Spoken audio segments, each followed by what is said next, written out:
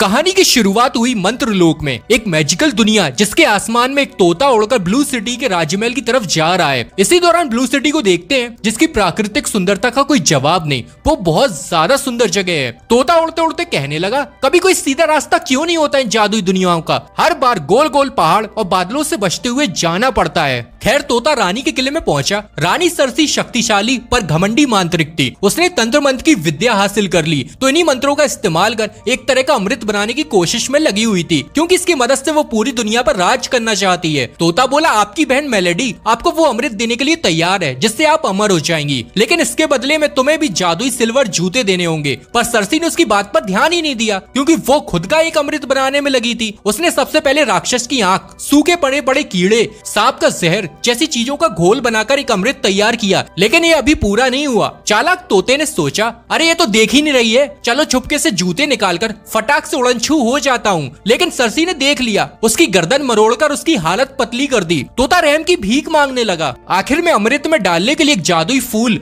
बरीगोन की जरूरत थी, जो उसे कहीं दिखाई नहीं दे रहा। तो गुस्से में अपने नौकर चकोफ को बुलाया। चकोफ दौड़ते हुए बरीगोन फूल लाया, जो 20 साल में सिर्फ एक बार खिलता था। सरसी ने उसे भी घोल में मिलाया, फिर उसे बोतल में भर के किले की चोटी पर पहुंची और उस बोतल को जमीन पर दे मारा। बोतल टूटते ही एक बड़ा बवंडर बन गया, जिसके चारों तरफ गोल गोल तेज हवाएं चल रही हैं। रानी सरसी हंसते हुए कहने लगी, चकोफ मेरे नौकर, अब तू देख मैं कैसे इस दुनिया पर राज करती हूँ। सारे इंसान मारे जाएंगे, ये दुनिया मेरे बवंडर के अंधेरे की चपेट में आ जाएगी, हर कोई डर के मारे मेरी जय जयकार करेगा। फिर हम एक परिवार को गाड़ी से जाते हुए देखते हैं, जिसमें अलीना, उसका डॉगी टोनी और मॉम डैड छुट्टियां मनाने अपनी नानी के घर जा रहे हैं। डैड ने कहा, देखा है मेरी ये तरकीब काम आई, एलिना की मोबाइल और गैजेट से दिन भर चिपके रहने की गंदी आदत ऐसे छूटेगी जब वो बाहर की दुनिया को घूमेगी, हरे भरे पेड़ पौधे, पहाड़ों और उस पर बसे जानवरों को देखेगी। एलिना को पढ़ने के लिए किताब भी दी, जिसे एलिना बहुत मजे के साथ पढ़ रही है, पर असल में एलिना किताब नहीं, मोबाइल छुपके से चला रही थी। किताब के पन्नों को मोबाइल के आकार में काटकर उसमें मोबाइल रख चलाई जा रही थी। मॉम डैड को भनक तक नहीं लगी, बेचारे सोचे जा रहे थे कि उनकी बेटी कितनी भोली मासूम है। लेकिन टोनी के कारण डैड को मोबाइल दिख गया तो किताब छीनकर बोले, नहीं ये नहीं चलेगा बेटा, हमने मिलकर फैसला किया था कि इस ट्रिप पर कोई भी मोबाइल गैजेट्स इंटरनेट का इस्तेमाल नहीं करेगा। एलिना बोली, हमने नहीं, आपने और माँ ने,